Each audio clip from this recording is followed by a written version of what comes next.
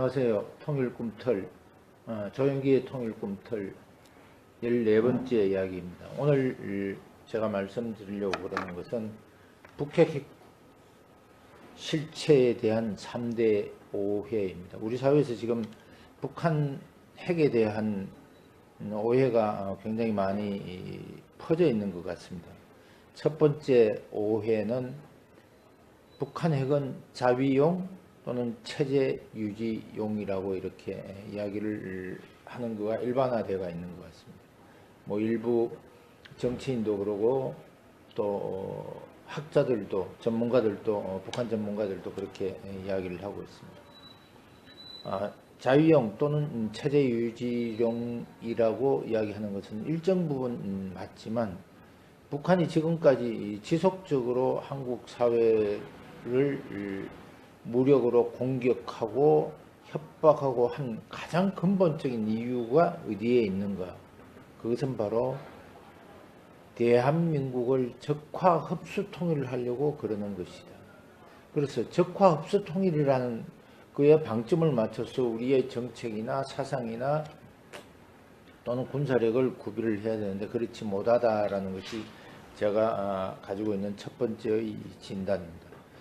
두 번째는 우리 사회에서 널리 퍼져 있습니다. 확산되어 있습니다. 북한 핵 문제는 협상 또는 대화를 통해서 해결을 할 수 있다.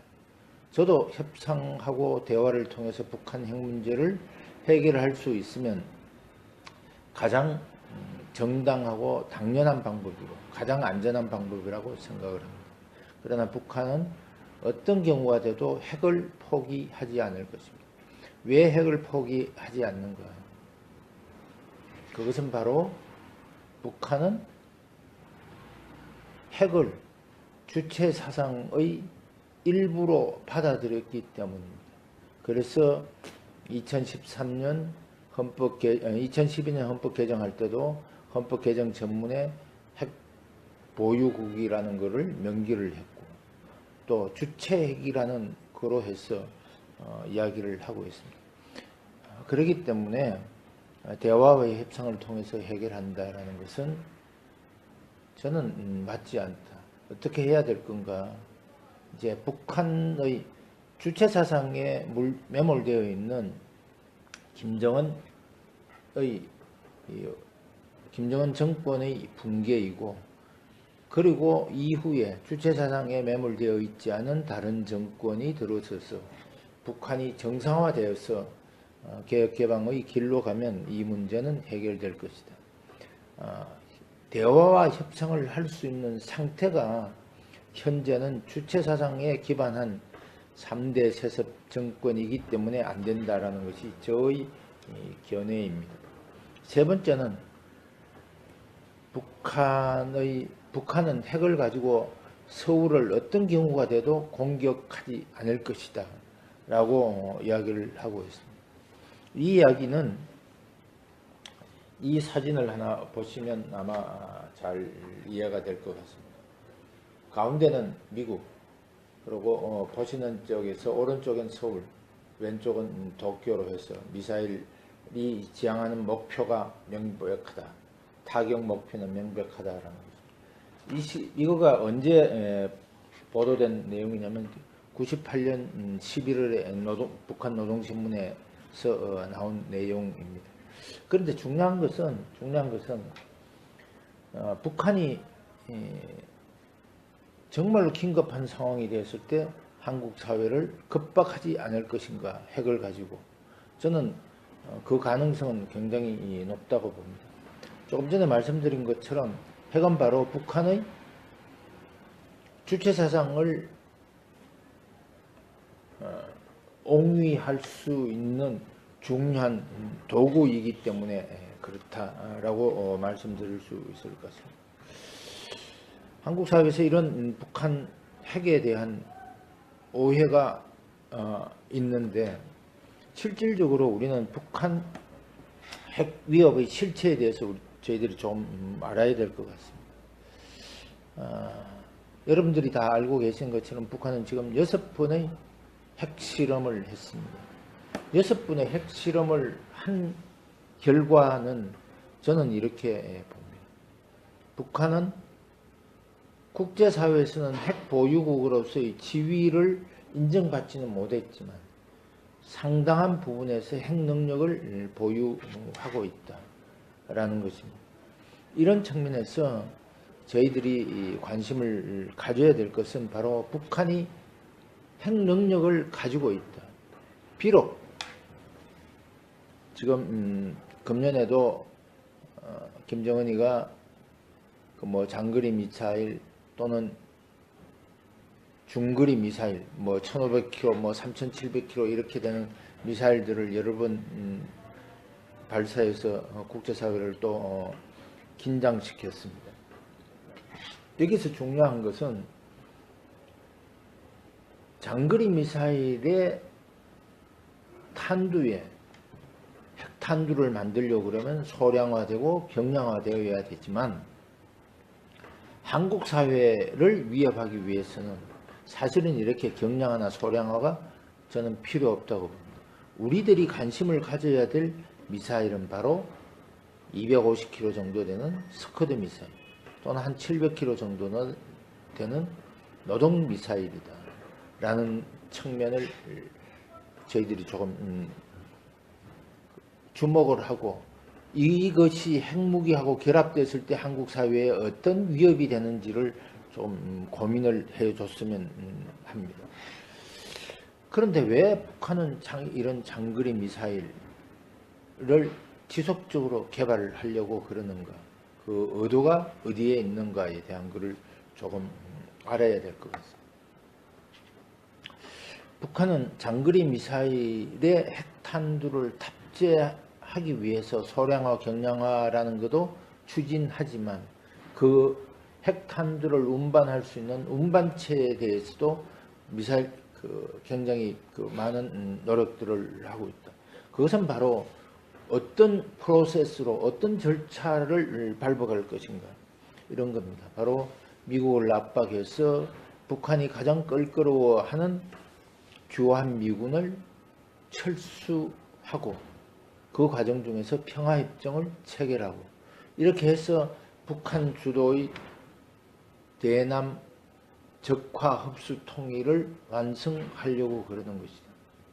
그래서 결국은 북한 핵이 가지고 있는 실체적인 주체가 어디에 있는가? 그것은 바로 북한 핵은 대한민국을 적화 흡수 통일을 하려고 그러는 중요한 수단이라는 것을 우리는 잊어서는 안 될 것 같습니다. 이제 한국은 어떻게 해야 될 건가? 보통 그 국가의 국력은 이렇게 분류할 수 있을 것 같습니다. 경제력이 결국은 군사력을 보완해 주기 때문에 남북한 간에는 경제력이 얼마나 우수한가. 사실은 한국과 북한 간에는 경제력을 비교한다라는 거가 말이 되지 않는 것 같습니다. 워낙 격차가 크기 때문에. 그래서 남북한 간에는 한국이 북한과의 경제전에서는 분명히 확실하게 승리를 거둔 것만은 틀림없는 것 같습니다.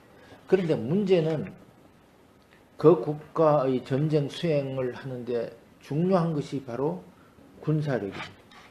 이 군사력과 관련돼서 보면 한국은 핵을 가지고 있는 북한과 비교하면 한국은 실질적으로 북한과 군사력을 대비하면 아마 뒤지는 거로 이렇게 나오고 있는 것 같습니다. 한반도 선진화 재단에서 어느 국가기관으로부터 시작해서 용역을 받아서 그 종합국력을 비교를 했는데 남북한 간의 종합국력을 비교했습니다. 바로 이 책자입니다. 다산 출판사에서 출판이 됐는데 이 종합국력을